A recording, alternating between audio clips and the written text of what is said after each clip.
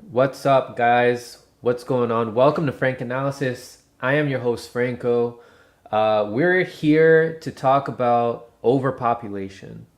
And I'm very curious to hear what you guys have to say in the chat. This is going to be a heavily viewer engaged discussion here with Black Bear News, Kevin from Black Bear News, who I'll bring on in just a bit. But first, I just want to highlight a documentary that I really recommend for you guys to watch, Planet of the Humans. I've talked about this a couple of times.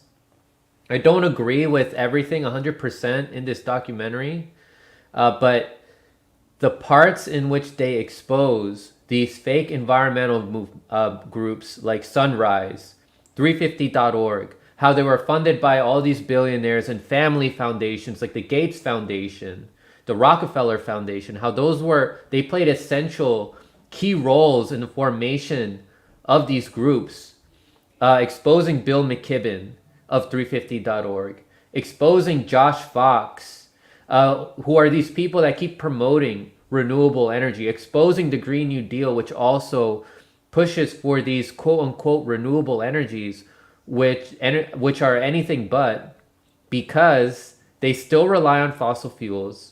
They rely heavily on resource extraction. They rely on non-recyclable material, and these sources like solar energy, wind energy, they have a short lifespan. They only last about 10 to 15 years, and then you have to build massive cement-based wind towers and the turbines, and then the solar panels, which are also made of coal. It's not feasible.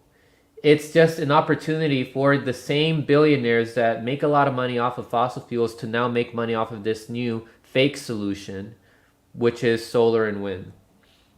One thing that I think that this documentary should have talked more about is nuclear, which there's a lot of nuances there with nuclear energy. And they were proposing that human depopulation is a solution, which I don't 100% agree with. I think the problem lies in several people in the upper class that are accumulating a lot of the resources for themselves, while there's a whole bunch of people on this planet that don't get to use a lot of those resources. A lot of these people, a lot of these billionaires dictate what resources we get to use, like plastics and all these other resources that are horrible for the environment. So if we just change the way that we're living, using less energy, using hemp instead of plastic, I think that I don't think that we necessarily have to depopulate so much, but it requires a lot of change in the way that we see the world today. But I'm ready to discuss some nuances with you guys, as well as with Kevin from Black Bear News. It's great to have you on, buddy. How are you? Hey, what's up? I'm good. Thanks for having me on. Yeah, and I know you have your take on overpopulation. I know it's a nuanced topic for you.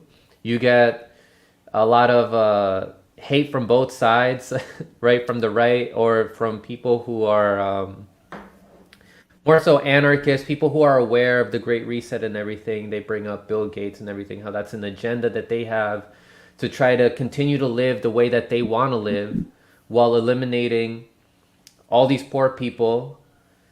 And then you have, what else? You have people on the left that tell you, or more so liberal people that tell you that your take is racist, that the overpopulation take is racist. So why don't you go ahead and tell us what you think about overpopulation? It is extremely nuanced, and I feel I have a lot of thoughts about it. Um, and what I realized too in the movie Planet of the Humans, which you referenced at the beginning, uh, what they said was there's this environmental movement, there's this awareness around climate change and what we're doing to the planet, and what has happened, it has gotten worse, right? For all the movements and all the awareness and all of the things that we're supposed to be doing in the face of it is actually gotten worse. And when I thought about overpopulation, okay, so there seems to be among certain like alternative journalists in certain spheres, there's like there's an idea that there's a depopulation agenda, from the elites, and maybe there is, and I certainly don't doubt that they see us as cattle, that they see us as experiment victims, that they see us as people that they can they don't value our lives, of course. Yeah, I understand that, but if there is a depopulation agenda, and it's been going on for a long time, it doesn't seem to be working very well because the population keeps growing, right? So, I don't know, exhibit A, I guess, in the fact that I don't think the depopulation agenda is the thing that people are making it out to be, because it's not. The population of the planet is going up. So where is this depopulation agenda? Is it working? Is it doing it? That's not to say that they're not doing horrible things to people, that they don't see, right? That they don't see the people of the global south as just one big place where they can like experiment vaccines on people, or, right? They can mine the resources, they can do whatever they want with the countries and the people of the global south, et cetera. But if they're really serious about depopulating the planet, they're not doing a very good job. And are they going to try and do it in the future? It's certainly possible. I wouldn't doubt it. I wouldn't be surprised. But I don't know. I have my doubts about a depopulation agenda, or being what it is. If that's, and I think that there are people who are rightly concerned. There are people who are plugged into the science of climate change, or the science of overshoot, if you will, or pollution of the planet, that see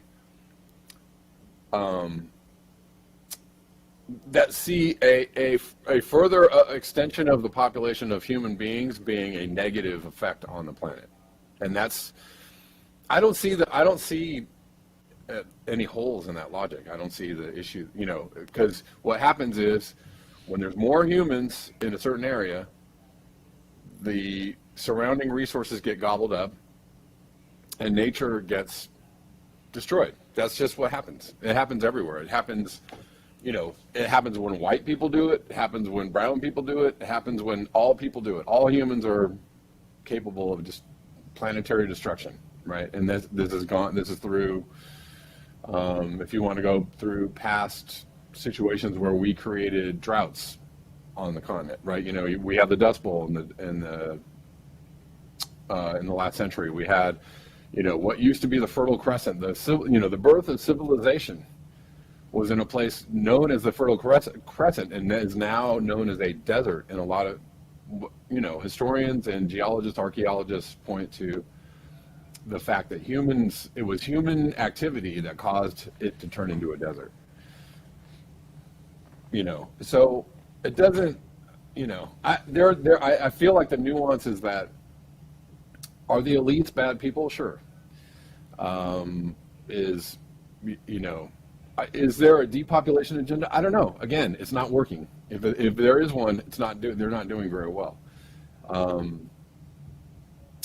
And that is that's not the same thing as recognizing that more humans means more resource use, and more resource use means worse outcomes for the planet.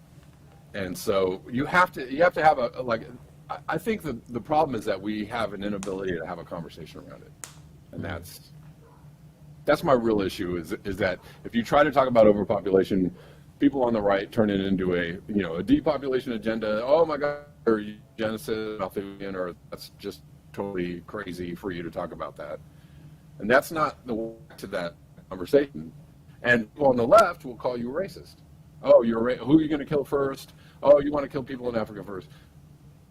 Nobody's saying that when you bring up the point of, okay, we have a serious population issue on the planet. Can we talk about what might be, can we talk about the issue and raise some awareness around it and talk about solutions that aren't who are you going to kill first, or solutions that aren't like you hate humans. Like that's not. I was having a conversation with somebody in my chat the other day, and that's because of the conversations around overpopulation, that's what the reaction is, oh, who are you going to kill first? Or you hate humans, or that's Malthusian, or that's eugenicist, or like, no, I'm saying the rise in the human when human population goes up, animal population and resources and the health of the environment go down. That's just an equation that is rock solid. There's not a lot of instances where there's a lot of humans and everything is great, right? Everything is great for the planet. That's not usually what happens. What usually happens is we go into overshoot, and through history, again, through geological, archaeological history, there have been many, many examples of human populations growing or exceeding their resource base and then crashing, which every other species on the planet is subject to the laws of nature, right? And so we've just outwitted the laws of nature due to technology and et cetera. I don't know. That's my take on it. We've outwitted the laws of nature due to technology, and we're due for a crash because we're going to exceed the limits of technology to allow humans to keep on growing, the human population to keep on growing on the planet. And then we're going to be in for a rude awakening, and then that's a real depopulation agenda right there, right? If you keep on going, if you destroy the biosphere, if you destroy the planet to the point where billions of people die, that's a hell of a depopulation agenda. So what Kevin is referring to here about if the population continues to grow and then there's going to be a sudden crash because of a lack of resources, that is a carrying capacity, which is what all biological species have. Right there. The unique thing about humans, though, is that unlike other animals, which are restricted to their habitat, is that humans have been able to conquer other habitats. I mean, you see, we're in all the continents, and it's just one single human species. Now, my question to you, Kevin, is, what if since we're in this unique position, right, where we have this knowledge about resources, because species don't have knowledge about which resources they should use, which resources are going to be limited. They're just thinking, oh, I gotta eat, But for humans, if we knew which resources would be degraded fastest, which would be most harmful to the environment if we overuse these, are there certain resources that we could use while maintaining this population number that we have at almost 8 billion people, and also not having billionaires, not having all these outliers, right? Not having these families like the Rockefellers that own more wealth than the majority of the human population. If we chose our resources the right way, is there a way that we could maintain this population number if we chose our resources correctly? Well, given the fact, excuse me, that the ability to get to 8 billion people was created by the use of fossil fuels, I don't see how we can do that. I mean, that's kind of basic math and basic physics, but there's no way that we maintain 8 billion people without the use of fossil fuels. And if we're using fossil fuels, then we're destroying the planet. We're polluting the planet. So it's not really a matter of it's not a matter of like depopulating the planet. It's a matter of understanding that our resource use is way over we're an overshoot. We're over the, we have been allowed and able to use the resources that we have because of the use of this cheap supply of energy. And when that goes away, a whole lot of humans are going to go away. So you can, you know, I don't know how you can dice up those numbers or stack them up in different ways if you want, but that's just kind of the very Michael Rupert talked about this a lot. Peak oil and the effect it's going to have on not just the economy but the population of human beings. So if you realize that it's not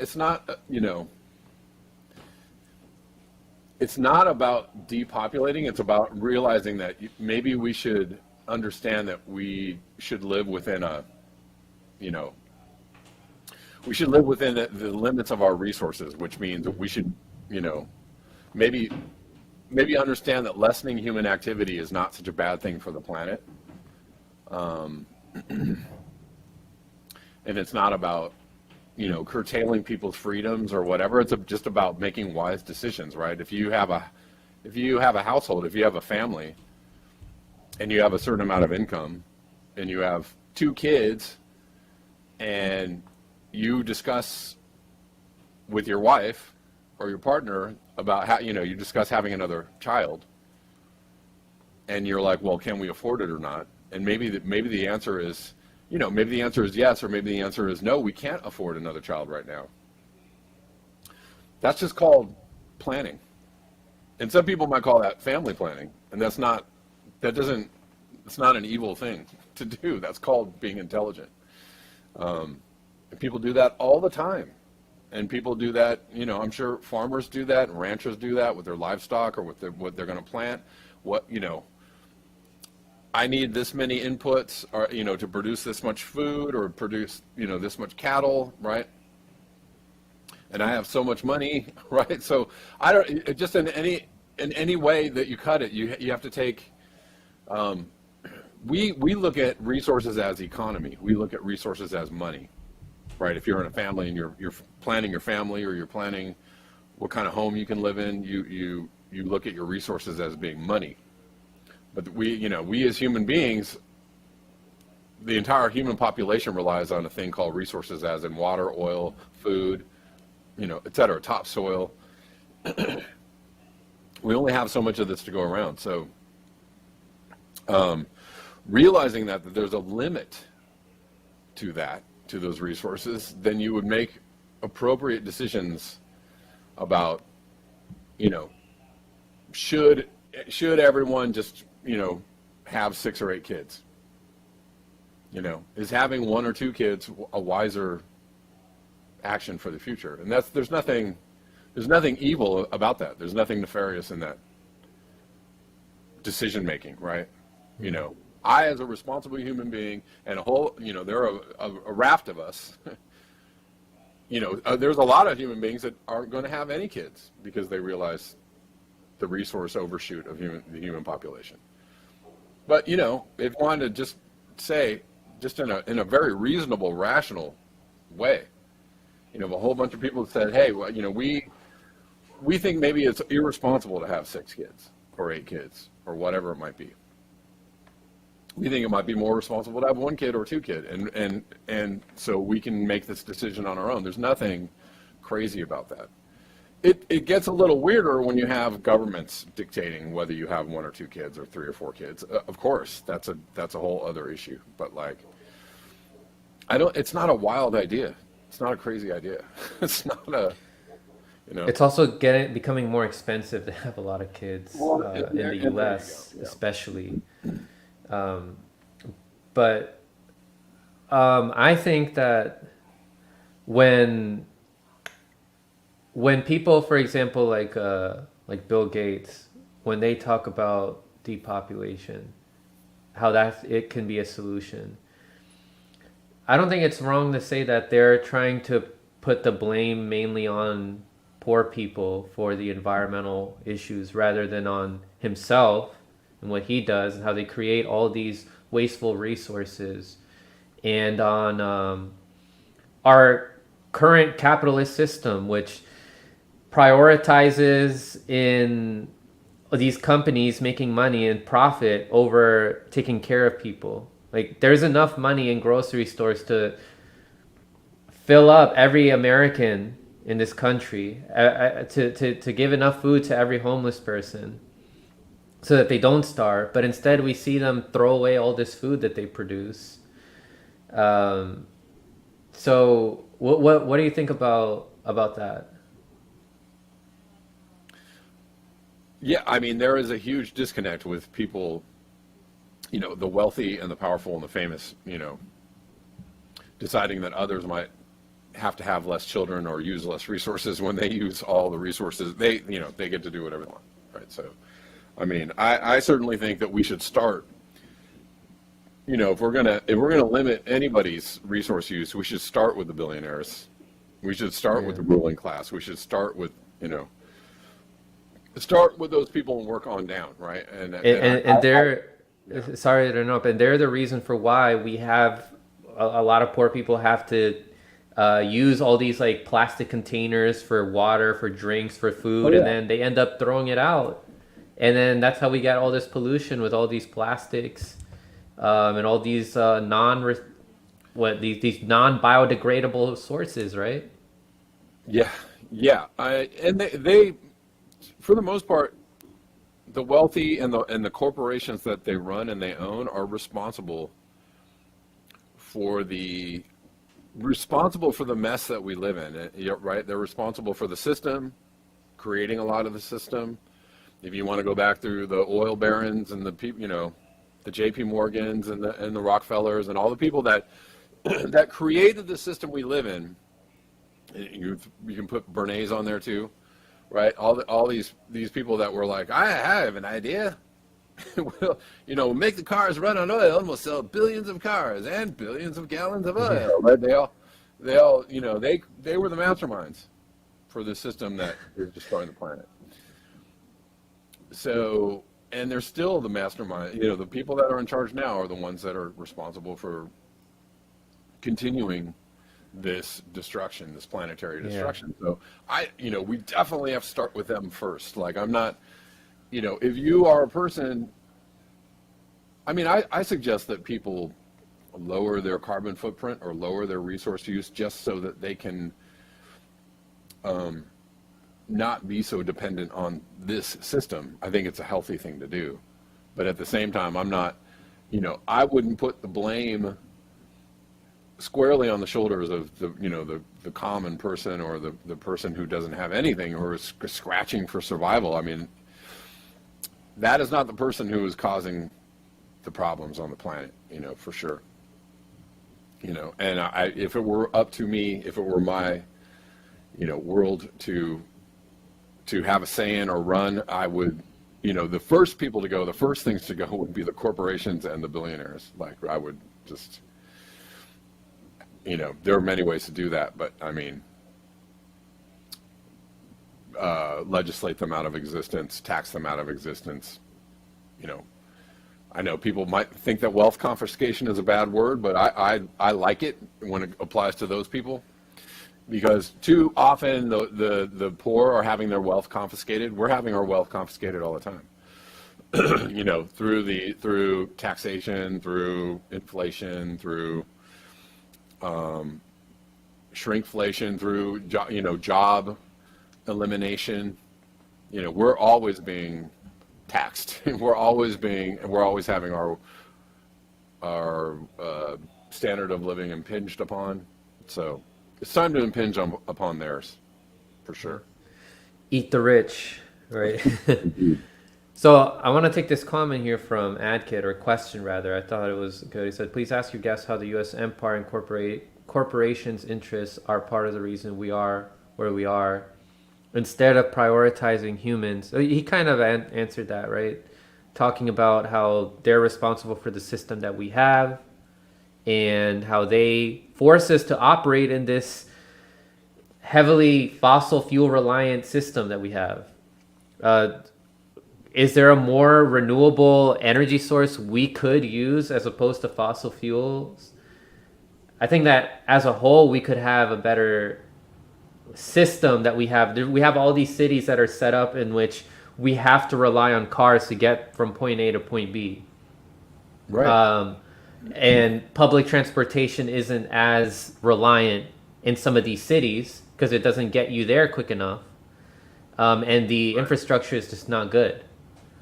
Right. So, in an ideal world, we'd have to restructure that to have places be closer to each other, to have it be more, um, what? How do I put it? Better for public transportation, for people to use public transportation, which Sure. at the end of the day uses less energy than if everybody gets to use a car. No, if everybody gets a Tesla, that's not going to make things better because that's still resource extraction. That's still relying on fossil fuels to some extent, right? And if everybody buys a Tesla, and the population is still growing, and more people want to buy Teslas, then you're going to build more roads and have more things, and that Oh, that yeah, more that's concrete, all that. yeah, that's the thing that actually, I'm super skeptical about this depopulation agenda thing that people talk about, because you had Elon Musk just a month ago saying we got to have more children, right? Because the population. Oh, and I've taken in a fair amount of, yes, lithium batteries are awful for the environment. Yes, I've taken in a fair amount of different views on population and population growth or whatever. And what I've heard, uh, I heard, I guess one journalist out there say like, they actually need. I can't remember who it was that was speaking about this, but they actually need the population to keep growing because it's kind of like an ever expanding tax base, right? If we're being taxed or we're having our energy consumed like the Matrix, like we all live in the Matrix, we are in the Matrix, Yeah. we are. We're their little drones that do We're their their little little. drones, we're their little pods, and they suck energy in the form of money or labor or whatever else. They suck it from us.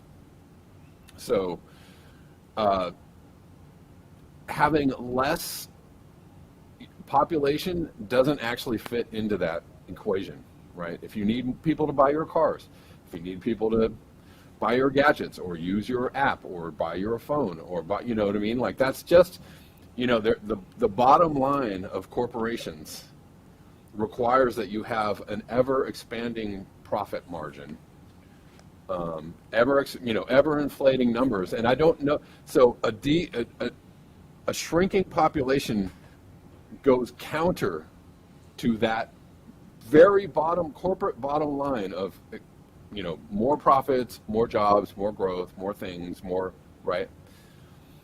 Um, even if it's 2030 and you own nothing and you're happy about it, that still relies on people paying for services, right? Right? You own nothing, you pay for all the services. Well, I'm telling you, the people that own the service providers are corporations, and the service providers are going to need profit. That's going to if that business model is going to work, it requires it to be expand and expand with shrinking population. So everything about the depopulation agenda idea actually goes against the capitalist corporate idea of owning the planet, right? I don't know. That's where it kind of just unravels for me. Like when I go down that road logically, I'm just like, I don't see how this works. So I don't know how it works.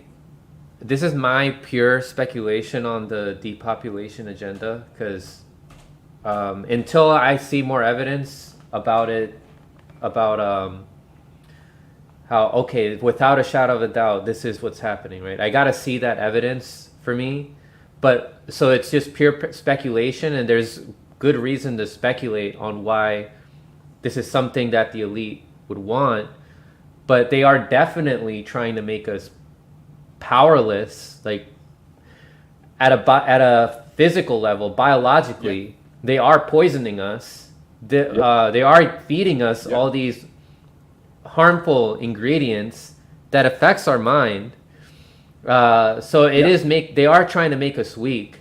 They are making us reliant on big pharma when we have these diseases, right? And just if we look at the numbers, it's so ridiculous in the U.S. For such a technologically advanced country, we have the sickest people.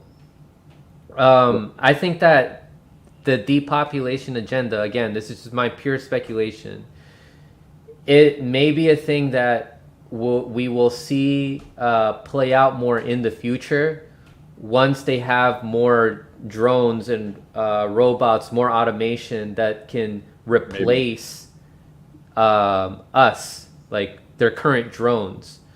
Those are just my beliefs. Like this Yeah. isn't me saying it that this is objectively happening, but Yeah. I have a really strong feeling that this is what they're trying to do. And that may be, and that's the thing is like, I have a lot of skepticism for it. That doesn't mean that it couldn't happen in the future.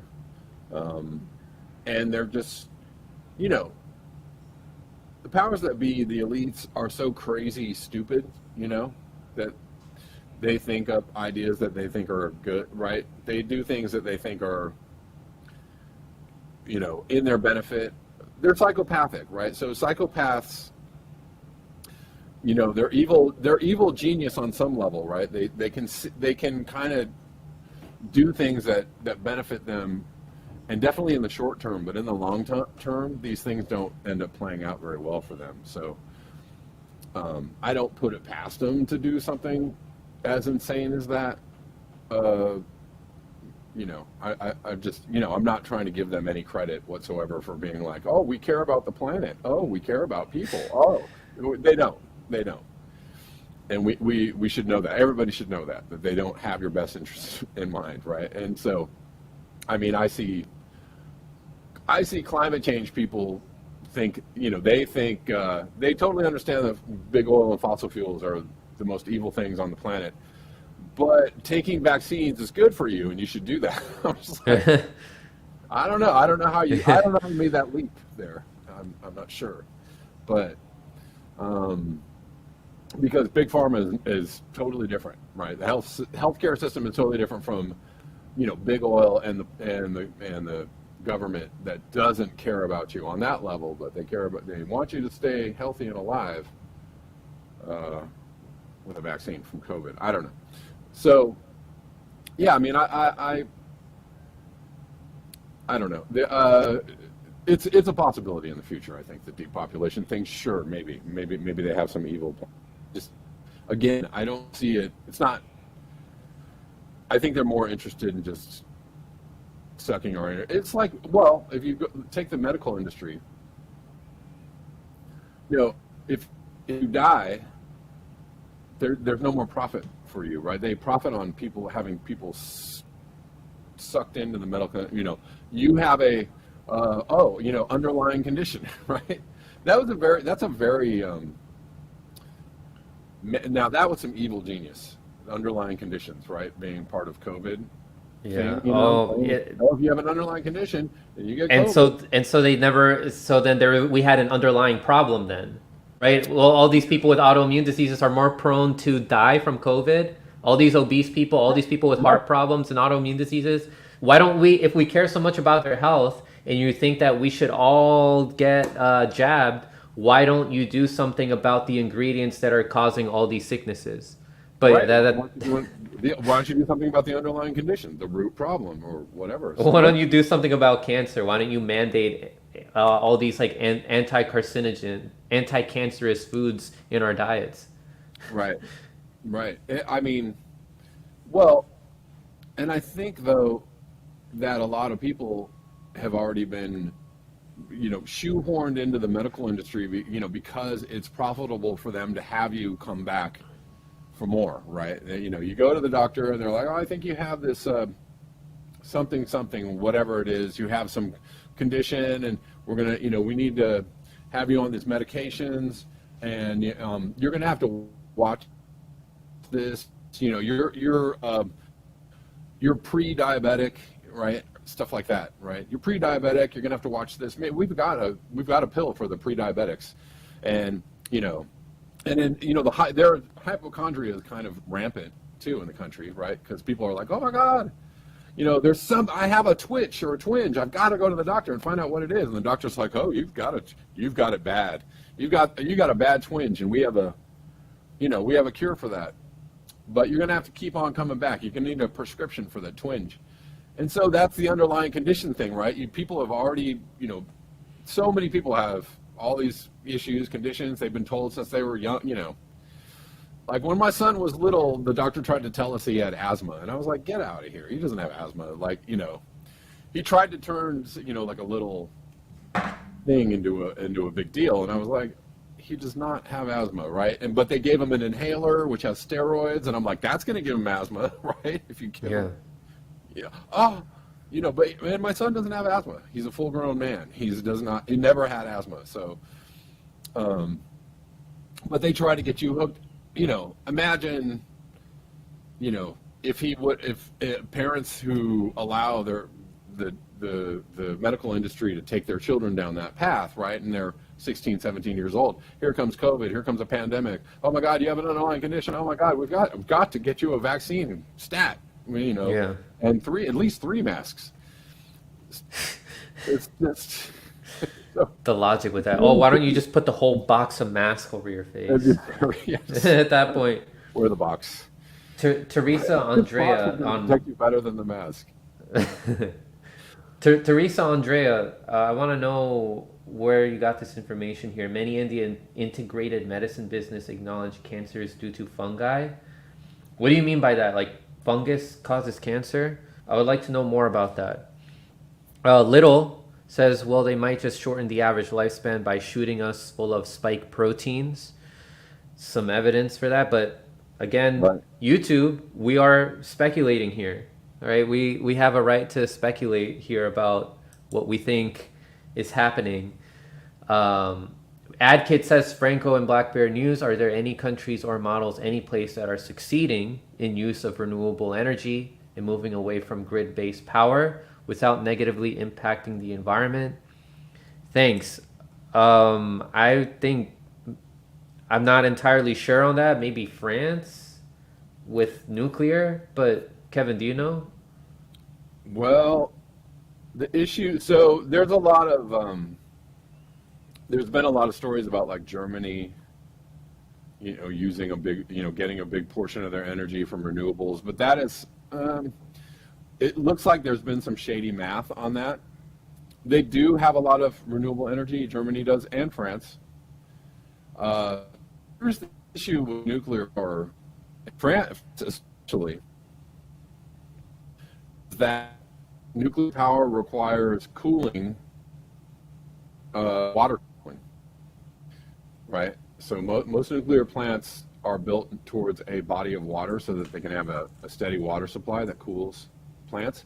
And in France, over the last few years, the river, there's been nuclear plants that have had to shut down because the water that they are using to cool their operations is too hot. So global warming is heating up the rivers and the water, the water supplies of these nuclear plants, and it gets so hot that they cannot cool the plant. The water is too hot to cool the plant, so they have to shut the plant down. That creates, that's a dangerous situation on a long term, right? They can shut it down for a little while. But and then you have like Fukushima, which is built on, on the ocean. So either nuclear plants are either on the ocean or they're on rivers. And there's issues with that, with flooding, Fukushima, tsunami. As the world gets warmer and as climate change gets more out of control, as weather events get more chaotic, it's going to be harder to control nuclear power, and it's going to be hard. You're going to see more Fukushimas happen, And my guess is you're going to see a Fukushima in some place like Germany or France, where they either have a flood or something happens and a nuclear power plant has to go, either gets goes offline or has some kind of issue and they, have a meltdown. So, nuclear power has its issues, has its problem. There's a nuclear power plant in Phoenix that one of the few nuclear power plants that are not on a body of water. It is cooled down by wastewater from the city of Phoenix. And imagine that is the dumbest idea ever because this thing is out in the desert. So if Phoenix loses its water source, then that nuclear power plant loses its water source. And I don't know how long you can keep those rods cooled if they ever are forced to go offline. I don't know what the plans are for that nuclear power plant. It's still running as far as I know. Mm-hmm. So, yeah, nuclear power is in a rapidly chaotic climate, not necessarily a great option. Mm-hmm. Unfortunately, if we had a stable climate, nuclear power might work, but we don't have a stable climate anymore, and it's just going to get worse. Yeah, so our energy sources would have to vary based on the location then, right? If it's at a city with a pretty stable climate, then because I don't think that we should solely rely on fossil fuels. I don't think we should give it up entirely. I think we should reduce its usage and increase variation in what we use as energy. Those are just my thoughts, and the main focus should be in just reducing how much energy we use. Yeah, no, I mean, I think we need to do that.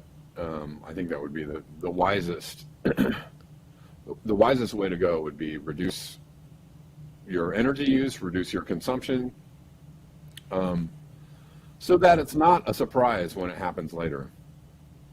And if you are able to live with a lot less energy or a lot less things, a lot less of the goodies that industrial civilization brings us, if you're able to do that, you're in a better position than most. But I mean, we're gonna, peak oil is a thing. There is only so much, and it's not just necessarily about the amount of oil. It's about the amount of oil that we can get at cost, right? At the cost that we get. It's about cheap energy. And once you're spending the same amount of money to get a barrel of oil out of the ground that it costs, to buy that barrel of oil, then you're not making any profit anymore. And then it just becomes about sustaining the system, which we're actually at that point where the return on investment for oil is nearly reaching break even.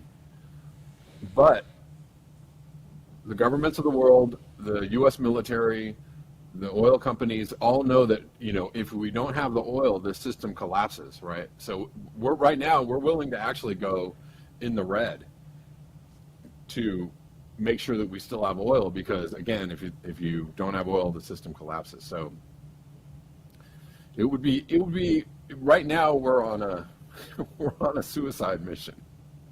Yeah. Because all the governments of the world are trying to get all the oil that they can, and they want to have a supply of oil and a supply of energy that's going to be harder to get into the future. So the wisest thing for all of these governments would be to realize the conundrum that we're in, and maybe let people know that, say, hey, this is where we're going. It's unfortunate.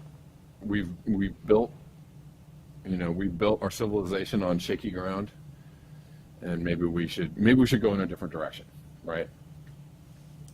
So Little says carbon is important, but that has dominated the environmental movement. Nobody worries about what we do to our groundwater sources anymore. Exactly. And the contamination to our groundwater, the contamination to the rest of our environment, all this pollution, how we are ingesting through bioaccumulation all these microplastics, these toxic metals, etc. Max Fiend says, "Do you believe that industrialists have kept clean energy solutions off the market intentionally?" Of course they have. I don't know how true this is. Maybe you know more about this, Kevin, but is it true that people that have come up with alternative energy sources, like having cars run on water, have had mysterious deaths? Yes, yes. That's actually I haven't really been down that road in a long time. Um, and I don't know why not, but I mean there are this was a thing a few years ago where a few people had figured out how to run cars on water, and they know how to run cars on water, and I'm sure there are other energy, kind of cheaper or what you might call quote unquote free energy sources that I'm sure that are available that people know about, that the corporations and the governments of the world know about, but they are absolutely intent on keeping that squash. But yeah, I've seen it. I saw a video way back in the day of, there's like a guy in the Philippines that could run a car on water, figured out how to do it, and I don't know where he is. I don't know whatever happened to that, but and I don't know whether that was real or not. I actually can't confirm, whether that was a real thing that he could get a car to run on water. But I have heard those stories for sure. And of course, very famously, the Bush administration killed the electric. Remember the movie called "Who Killed the Electric Car"? Well, who killed the electric car was the Bush administration, who ran. George Bush owned a oil company, had deep ties to Saudi Arabia, had deep ties to the oil industry, and the electric car industry was, burgeoning, a new industry. Was there were a few people with electric cars on the road. Hybrids were just starting to become a thing. And when the Bush administration took power, all the companies that were making electric cars recalled the cars, that took them off the road. And they gave tax breaks to people who would buy Hummers and buy 4x4s, right? And so they gave tax breaks to the people who were going to go out and chew up all the oil, who would fill their tanks up, for $100. Just they wanted all the, it was good for the oil industry. They greased the palms, of the oil industry, or vice versa. They killed the electric car. They killed renewable energy. They killed all that stuff until the Obama administration came in and kind of, reversed some of it. Not a lot of it. I mean, they did a little. The Obama administration went some way into doing it, but it looks like there was a big, there were even scandals going on with the Obama administration, right? Because they gave like millions of dollars to solar panel companies and renewable energy companies, and it looks like a lot of that money they don't know where it went, or it went to, it didn't get used for renewable energy. It fell into a black hole. So the Bush administration outright killed renewable energy sources, and the Obama administration kind of said, "Oh, we like it," but then they mishandled the funding of it, or somebody mishandled it, so it didn't go very well. We got some more renewables, but not a lot. And as you mentioned at the beginning of the show, when you were talking about all of the huge investment firms that are behind renewables, it's looking like renewables are being tied up by the people at the top that own, that the hedge funds and the investors that own a lot of these companies. They're controlling how much of it gets rolled out, how much or how little. And I imagine it's being slowed to a snail's pace on purpose, right? It's not really being deployed as quickly as it could be. and it does have its environmental costs to it. So it's not necessarily something. I have mixed feelings about it. I mean, I think on one level, yeah, clean energy is great. On another level, clean energy just fuels the civilization that ends up destroying the environment. So maybe clean energy is good for a transition to a smaller energy footprint kind of society. Maybe So clean energy like is like methadone. When trying to get off heroin, you don't want to go cold turkey, but you don't want to stay on methadone forever. You want the idea of taking yeah. methadone is so you can get off everything. So maybe we can look at renewables as the methadone. So a shadow ban refugee and Marcus Cage and some of the political matrix people and maybe propaganda in ICU may know more about this. These are viewers of the show, people who have come on the show also, who know a lot about ancient history. Do you know about like how during colonialization they erased a lot of the history of ancient civilizations like the Incans, the Mayans, the Aztecs, how they lived? They were a pretty advanced society, and even going back further to that, and Yeah, the Egyptians also, yeah, they had their ways of using of they had their energy sources or something. I've heard something like that. I don't know how accurate it is, but they had certain energy sources that were more renewable than fossil fuels. Have you heard anything about that before? I have not. I have not heard anything about that. Um, That the however, pyramids could like were like yeah, generators or that something I mean, of it's energy. an sure, that's an interesting idea. I mean, they don't know how the pyramids were built. They still don't know. So, or maybe they do know, and maybe they're not telling us. I don't know. I mean, it's interesting with all of the science that we have, um, with the technological prowess and science that we have. They really don't know how the pyramids were built. There are only theories about it, supposedly, right? They uh, can only use conjecture about how they were built. They don't know for sure. So that's interesting to me, uh, that they don't know, or they're saying that they don't know. I mean, they don't even know how the moon was formed. So that's also an interesting. Hmm. There are theories about how the moon came to exist, and yet not one of those theories is really like rock solid. They're still like, well, it might have been this, but we don't know.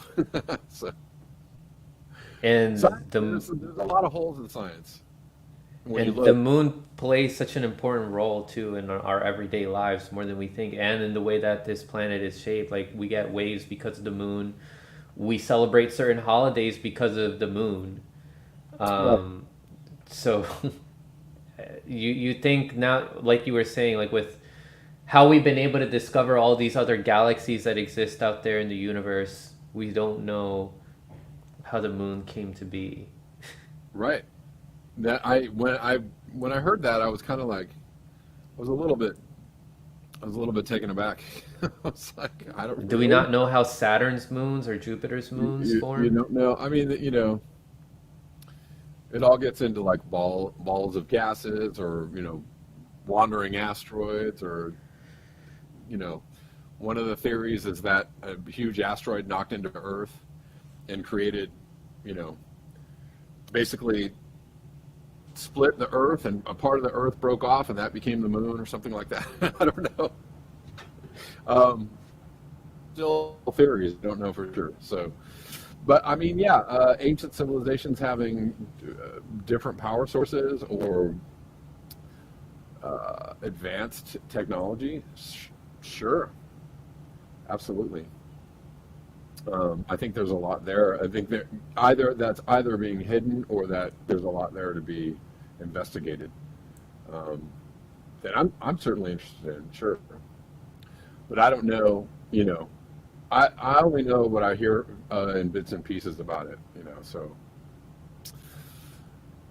that's not an issue that I've had the opportunity to take a deep dive on, but Yeah, me either. I would like to, and I'm willing to hear more. it's limited too because of how much of that history was like erased and is now it's lost pretty much forever. Sure. Um, but yeah, Kevin from Black Bear News, thank you very much for coming on. Is there anything you want to plug in here before we head out? Not too much. Just you can find me on Rockfin at Black Bear News. You can find me on Twitter, Black Bear News, the number one. Um, yeah, I do a daily show on Rockfin, pretty much every morning, about 8:30 or 9:30, sometime in there. So yeah, wander over if you want to talk about all kinds of things, big and small. Um, kind of go all over the place. Yeah, this is a really interesting conversation we just had. I really appreciate it, man. Yeah, thank you. Look, yeah, look forward to having you back on. For But sure. yeah, everyone, thank you very much for watching. As always, stay informed.